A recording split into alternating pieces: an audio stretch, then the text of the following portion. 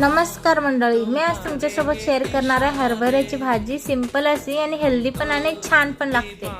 मी कशा पद्धतीने करते ते सांगते बघा. हरभराची भाजी आधी स्वच्छ धुवून घेतलेलं आहे.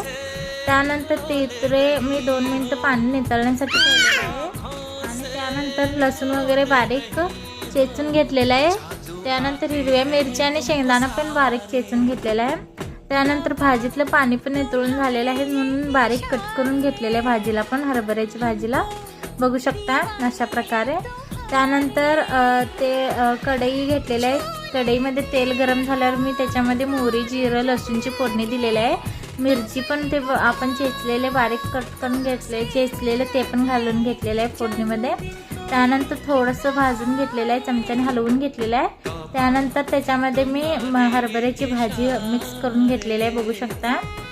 आणि त्यानंतर भाजी जरा भाजून झाल्यावर